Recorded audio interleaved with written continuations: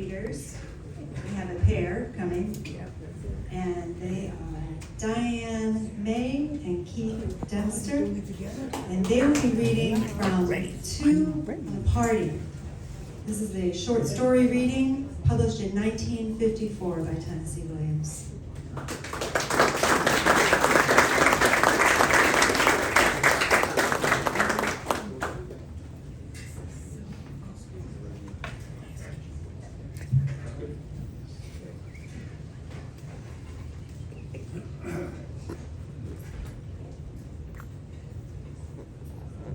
That night, when he first met her, she was not looking her best. It was in a Broadway bar. She was occupying the stool next to Billy And she had lost a diamond ear clip. and was complaining excitedly about it to the barman. Billy had the uncomfortable feeling that she suspected him of stealing the diamond ear clip. Each time she glanced at him, his face turned hot. Then he found the thing for her just as he was about to leave the bar, embarrassed and annoyed beyond endurance. He picked up the clip and slammed it wordlessly down on the bar in front of her and started to walk away. Two things happened to detain him. 3 sailors off a Norwegian vessel came into the bar. 1, 2, 3, through the revolving door and headed straight for the vacant stools just beyond where they had been sitting. And at the same instant, the woman, Cora, grabbed hold of his arm, shouting, "Oh, don't go, don't go. The least you can do is let me buy you a drink." And so he had turned right around as quickly and precisely as the revolving door through which the glittering trio of Norsemen had entered. Quickly, she looked different to him, really sort of attractive, and obviously more to the taste of the dazzling Norseman than Billy could be. Observing the two of them in the long bar mirror, himself and Cora, he saw that they looked good together. They made a good pair. They were mutually advantageous as a team for cruising the Broadway bars. She was a good deal darker than he and more heavily built. Billy was slight and had very blonde skin that the sun turned pink. Unfortunately for Billy, the pink also showed through the silky, thin yellow hair on the crown of his head. And there is no denying that the top of a queen's head is a conspicuous area on certain occasions, which are not unimportant. That was how he put it, laughing about it to Cora. Just about every other night, one or the other of them would be successful in the pursuit of what Billy called the lyric quarry. One or the other or both might be successful on good nights. And they knew very well, both of them, that they did better together than they had done separately in the past. They set off something warm and good in each other that other strangers responded to with something warm and good in themselves. And if the worst happened, if someone who looked like a Botticelli angel drew a knife, Or if the law descended suddenly on you, and those were eventualities, the possibility of which a queen must always consider, you still could say you'd had a good run for your money. it was a moral anarchy that held them together, a shared hatred of everything that was restricted in the society they lived in. They did not dislike what they called squares. They loathed and despised them. And for the best of reasons.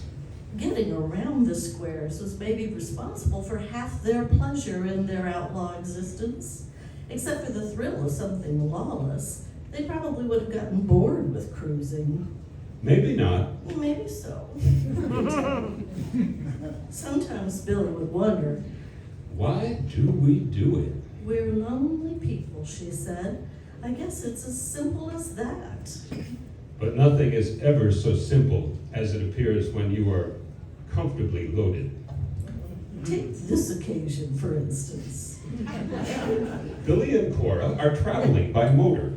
The automobile is a joint possession, which they acquired from a used car dealer in Galveston. It is a '47 Buick convertible with a brilliant new scarlet paint job. Cora and Billy are outfitted with a corresponding brilliance. She has on a pair of black and white check slacks, a cowboy shirt with a bucking bronco over one large breast, and a roped steer over the other. And she has on harlequin sunglasses.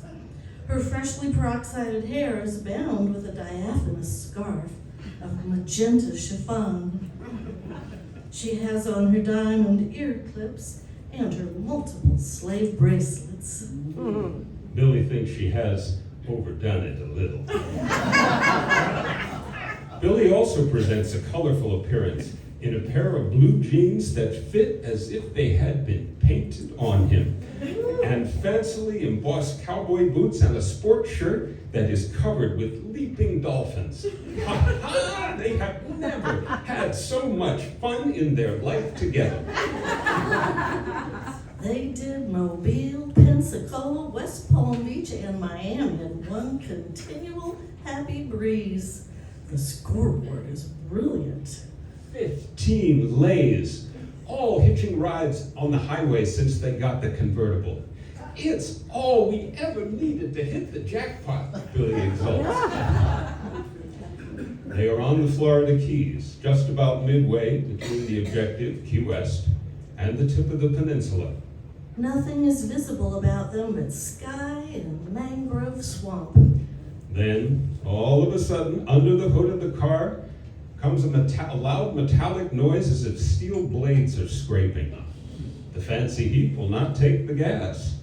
It staggers gradually to a stop, and trying to start it again succeeds only in running the battery down. After that, a good while passes in which they sit side by side in silence in the leather-lined crematorium of the convertible.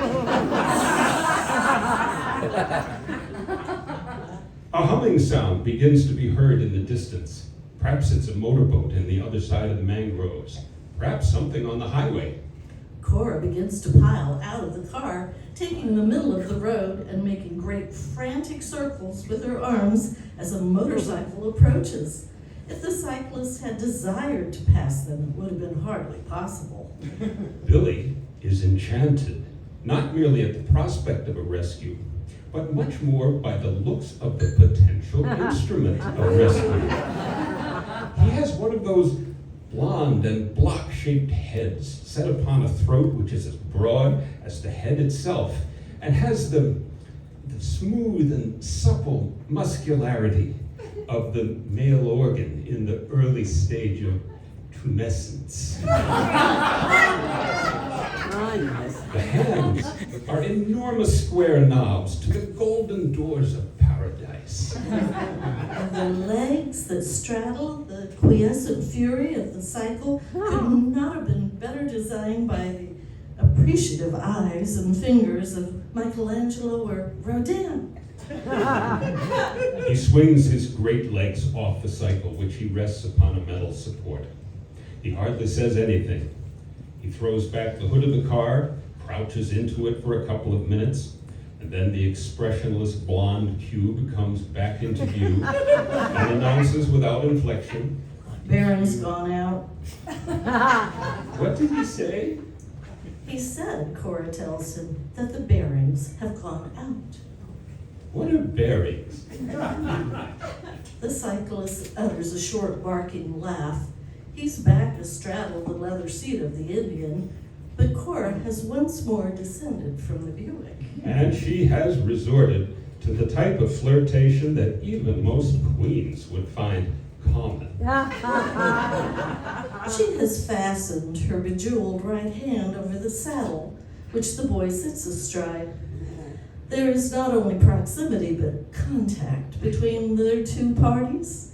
And all at once his attitude toward their situation has undergone a drastic alteration.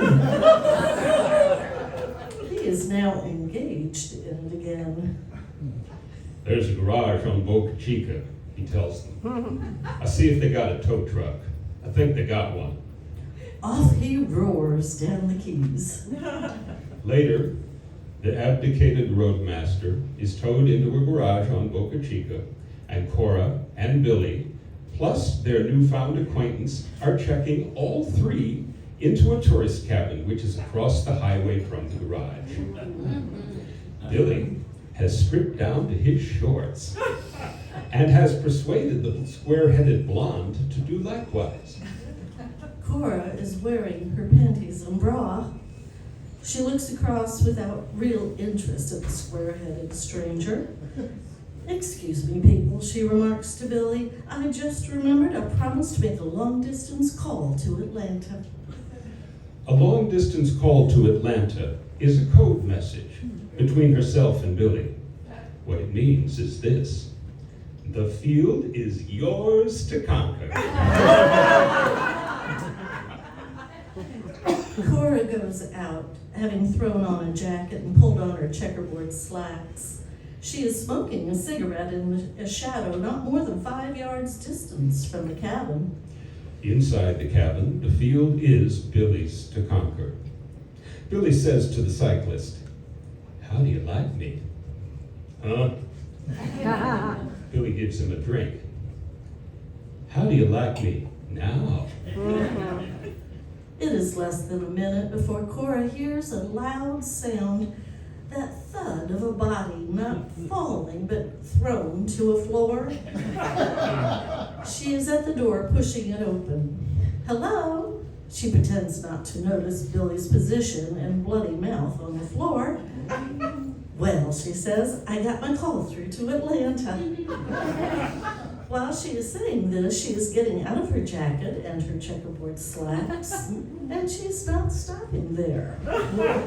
Instant diversion is the doctor's order.